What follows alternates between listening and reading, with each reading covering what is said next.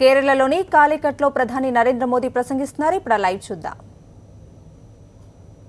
जिन उच्च आदर्शों, मूल्यों, सादगी, परिश्रम जन जन के अंदर संस्कारित किया है, उसी का परिणाम है कि आज पूरे देश में जहां कहीं भी केरल का व्यक्ति है, हर कोई उसको आदर भाव से देखता है.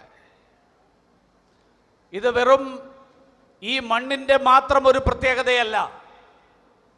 അതിനപ്പുറത്ത് ഈ നാട്ടിലെ ജനങ്ങൾ, ഈ നാട്ടിൽ ജീവിച്ചിട്ടുള്ള മഹാത്മാക്കൾ, ഈ നാട്ടിൽ ജീവിച്ചിട്ടുള്ള വിശുദ്ധന്മാരും ഋഷിമാരും മുനിമാരുമായിട്ടുള്ള മഹത് വ്യക്തികൾ, അങ്ങനെയുള്ളവരെല്ലാവരും ചേർന്ന് ഈ നാട്ടിന്റെ പാരമ്പര്യത്തിൽ, ഈ മണ്ണിന്റെ പാരമ്പര്യത്തിൽ വളർത്തിയെടുത്തിട്ടുള്ള സംസ്കാരം, ആ സംസ്കാരത്തിന്റെ ഫലമായിട്ട് കേരളത്തെക്കുറിച്ച് കേൾക്കുമ്പോൾ, കേരളത്തെക്കുറിച്ച് അറിയുമ്പോൾ ഈ നാടിനെ കുറിച്ച് വിശുദ്ധമായിട്ടുള്ള ഒരു വികാരത്തോടു കൂടി മാത്രം, പവിത്രമായിട്ടുള്ള വികാരത്തോടു കൂടി മാത്രമേ ഈ മണ്ണിനെ കുറിച്ച് ഓർക്കാൻ കഴിയുന്നുള്ളൂ എന്നുള്ളതാണ് ഈ നാടിന്റെ പ്രത്യേകത. पिछले दिनों मुझे खाड़ी के देशों में, गल्फ कंट्रीज में जाने का अवसर मिला. कोई देश का मुखिया दूसरे देश में जाता है तो दो देशों के मुखियाओं के बीच बातें होना बड़ा स्वाभाविक होता है. लेकिन मैंने आग्रह किया था कि सरकारी तौर पर जो बातें होगी सो होगी, लेकिन मैं इस इलाके में मेरे देश के लोग जो आकर के बसे हैं, पसीना बहाते हैं, और जिसमें ज्यादातर केरल के लोग हैं, मैं उनको मिलना चाहूंगा, उनके दर्शन करना चाहूंगा. ഈ അടുത്ത കാലത്ത് ഞാൻ ഗൾഫ് രാജ്യങ്ങളിൽ പര്യടനം നടത്തിയിരുന്നു. വിദേശ രാജ്യങ്ങളിൽ പര്യടനം നടത്തുമ്പോൾ ആ രാജ്യത്തെ രാഷ്ട്രത്തലവനുമായിട്ട് രണ്ട് രാഷ്ട്രങ്ങളിലെയും രാഷ്ട്രത്തലവന്മാർ തമ്മിൽ കൂടിക്കാഴ്ച നടത്തുന്നത് വളരെ സ്വാഭാവികമായിട്ടുള്ള ഒരു പ്രക്രിയയാണ്. ആ കൂടിക്കാഴ്ചകൾ എന്തായാലും ഉണ്ടാകും. പക്ഷേ ഗൾഫ് രാജ്യങ്ങളിൽ പോയപ്പോൾ ആഗ്രഹം പ്രകടിപ്പിച്ചത്, ആ കൂടിക്കാഴ്ചക്കപ്പുറത്ത് ഈ ഗൾഫിന്റെ മണ്ണിൽ വിയർപ്പൊടുക്കി പണിയെടുക്കുന്ന പതിനായിരക്കണക്കിന്, ലക്ഷക്കണക്കിന് എൻ്റെ നാട്ടുകാരായിട്ടുള്ള ആളുകൾ, ഇന്ത്യക്കാരായിട്ടുള്ള ആളുകൾ, അതിൽ ബഹുഭൂരിപക്ഷം വരുന്ന മലയാളികളായിട്ടുള്ള ആളുകൾ, അവരെ എനിക്ക് കാണാൻ ആഗ്രഹമുണ്ട്, അവരുമായിട്ട് എനിക്ക് കൂടിക്കാഴ്ചക്കുള്ള അവസരമുണ്ടാകണം എന്നുള്ള ആഗ്രഹം പ്രകടിപ്പിക്കുകയുണ്ടായി. और जिस किसी देश के आगेवानों को मिलता था, उनके मुखिया को मिलता था, हर किसी के मुंह से हिंदुस्तानियों की, केरल के लोगों की, उनके काम की, उनके डिसिप्लिन की, उनके जीवन की भरपूर प्रशंसा सुनकर के गर्व महसूस करता हूं. അങ്ങനെ രാഷ്ട്രത്തലവന്മാരായിട്ടുള്ള ആളുകളെ നേരിട്ട് കാണാനുള്ള അവസരങ്ങൾ ലഭിച്ചപ്പോഴൊക്കെ തന്നെ അവരുടെ വാക്കുകളിൽ നിന്ന് ഇന്ത്യക്കാരായിട്ടുള്ള ആളുകള്, മലയാളികളായിട്ടുള്ള ആളുകള് അവരുടെ അധ്വാനശീലത്തെക്കുറിച്ച്, അവരുടെ പ്രവർത്തനങ്ങളെക്കുറിച്ച്, അതിനെക്കുറിച്ചൊക്കെ അവർ നടത്തുന്ന പ്രശംസ കേട്ട് സ്വയം എനിക്ക് അഭിമാനം തോന്നാറുണ്ട്. आज इस धरती पर मुझे दोबारा आने का अवसर मिला है. इसी मैदान में कुछ वर्ष पूर्व मुझे एक पॉलिटिकल रैली को संबोधित करने का सौभाग्य मिला था. लेकिन उस दिन में और आज दिन के नजरिए में मैं इतना फर्क देख रहा हूं. हेलीपैड से लेकर के यहां तक पूरे रास्ते भर ह्यूमन चेन नहीं, मैंने ह्यूमन वॉल देखा और उत्साह से भरा हुआ लोगों का जमघट देखा. ഈ ഭൂമിയിൽ വീണ്ടും ഒരിക്കൽ കൂടി വരാനുള്ള ഒരു അവസരമാണ് എനിക്ക് ലഭിച്ചിട്ടുള്ളത്. ഏതാനും വർഷങ്ങൾക്ക് മുമ്പേ ഇതേ ഭൂമിയിൽ, ഈ കേരളത്തിൽ എനിക്ക് ഇതേപോലെയുള്ള ഒരു വിശാലമായിട്ടുള്ള ഒരു രാഷ്ട്രീയ സമ്മേളനത്തെ അഭിസംബോധന ചെയ്യാനുള്ള അവസരം ലഭിക്കുകയുണ്ടായി. അന്ന് ഞാൻ കണ്ട കാഴ്ചയും ഇന്നത്തെ കാഴ്ചയും തമ്മിൽ വളരെ വലിയൊരു വ്യത്യാസം എനിക്ക് അനുഭവപ്പെട്ടു. ഇന്ന് ഹെലിപ്പാഡ് മുതൽ ഇവിടെ എത്തുന്നത് വരെയുള്ള വഴി, ആ വഴിയിലുടനീളം കേവലം മനുഷ്യർ ഒരുമിച്ച് നിന്ന് ചങ്ങല തീർക്കുകയായിരുന്നില്ല, ഒരു മനുഷ്യ ഭിത്തിയാണ് ഞാൻ ഇന്ന് ഈ ഹെലിപ്പാഡ് മുതൽ ഇവിടെ വരെയുള്ള ഈ പ്രദേശത്ത് മുഴുവൻ കണ്ടത്.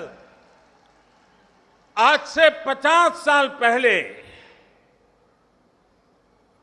पंडित दीनदयाल उपाध्याय जी का अध्यक्ष के नाते दायित्व यहां तय हुआ था. उन्होंने कार्यभार संभाला था. 50 साल पहले के अखबार निकाल करके देखिए. मैं नहीं जानता हूं अखबार के किसी कोने में भारतीय जनसंघ के उस कार्यक्रम की कोई खबर छपी होगी कि नहीं छपी होगी. भारतीय जनसंघ के किसी नेता की तस्वीर छपी होगी या नहीं छपी होगी. भारतीय जनसंघ क्या है, केरल में क्यों आए हैं, क्या कर रहे हैं, मुझे नहीं लगता है कि 50 साल पहले कोई व्यापक चर्चा हुई होगी.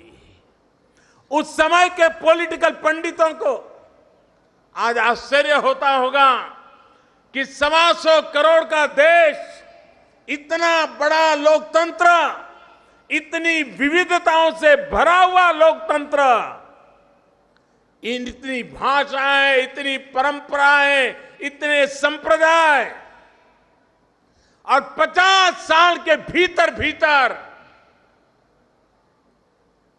ये दल हिंदुस्तान की नंबर 1 पार्टी बन गया. भारत में पूर्ण बहुमत के साथ देश की जनता ने उसको सेवा करने का मौका दे दिया. 50 വർഷങ്ങൾക്ക് മുമ്പ് ഇതേ ഭൂമിയിലാണ് ശ്രീ ദീൻദയാൽ ഉപാധ്യായ ഭാരതീയ ജനസംഘത്തിന്റെ അധ്യക്ഷ പദം ഏറ്റെടുത്തത്. അന്നത്തെ ആ സമ്മേളനത്തെക്കുറിച്ച് ആ കാലത്തെ മാധ്യമങ്ങളിൽ എത്രമാത്രം വാർത്ത വന്നു എന്നറിയില്ല. പത്രമാധ്യമങ്ങൾ എത്രമാത്രം അതിനെക്കുറിച്ച് ചർച്ച ചെയ്തു എന്നറിയില്ല. എത്രമാത്രം ഗൗരവത്തോടുകൂടി ഭാരതീയ ജനസംഘം എന്നുള്ള പാർട്ടിയെക്കുറിച്ച് അറിയാനും ചർച്ച ചെയ്യാനും അന്ന് മാധ്യമങ്ങൾ താല്പര്യമെടുത്തു എന്നറിയില്ല. പക്ഷേ ഇന്ന് 125 കോടി ജനങ്ങളുള്ള ഈ നാട് വ്യത്യസ്തമായിട്ടുള്ള രീതികളും സമ്പ്രദായങ്ങളും, വ്യത്യസ്തമായിട്ടുള്ള ആചാരങ്ങളും വേഷഭൂഷങ്ങളും, വ്യത്യസ്തമായിട്ടുള്ള ഭാഷകളും, വ്യത്യസ്തമായിട്ടുള്ള ആഹാര രീതികളും ഒക്കെയുള്ള ഈ രാജ്യത്ത് ഏറ്റവും വലിയ രാഷ്ട്രീയ പാർട്ടിയായിട്ട് ഭാരതീയ ജനതാ പാർട്ടി മാറിയിരിക്കുന്നു. കേവല ഭൂരിപക്ഷം നേടിക്കൊണ്ട് ഈ രാജ്യത്തിന്റെ ഭരണഭാരം, ആ ഭരണഭാരം ഏറ്റെടുക്കാൻ ഭാരതീയ ജനതാ പാർട്ടിക്ക് സാധിച്ചിരിക്കുന്നു. അതാണ് ഇന്നത്തെ വ്യത്യാസം. आज हम उस पूर्व संध्या पर मिल रहे हैं जब कल से हिंदुस्तान राजनीतिक चिंतन के एक मनीषी पंडित दीनदयाल उपाध्याय जी की जन्मशती मनाने जा रहा है. നമ്മൾ ഈ രാജ്യം മുഴുവൻ ചർച്ച ചെയ്യാൻ പോകുന്ന ഏറ്റവും ഉന്നതനായിട്ടുള്ള രാഷ്ട്രീയ ചിന്തകൻ, അങ്ങനെയുള്ള ഉൾക്കാഴ്ചയുണ്ടായിരുന്ന ഒരു വ്യക്തിയുടെ അദ്ദേഹത്തിന്റെ ജന്മശതാബ്ദി ആഘോഷിക്കുന്നതിന്റെ പൂർവ്വ സായാഹ്നത്തിലാണ് നമ്മൾ ഇവിടെ ഒരുമിച്ച് വന്നിരിക്കുന്നത്. पिछली शताब्दी में भारत के राजनीतिक जीवन को 3 महापुरुषों के चिंतन ने प्रभावित किया. जिस विचार प्रभाव से चलने वाले राजनीतिक कार्यकर्ता आज भी हिंदुस्तान की राजनीति में अपना योगदान दे रहे हैं, सबसे ऊपर है महात्मा गांधी, पंडित दीनदयाल उपाध्याय राम मनोहर लोहिया,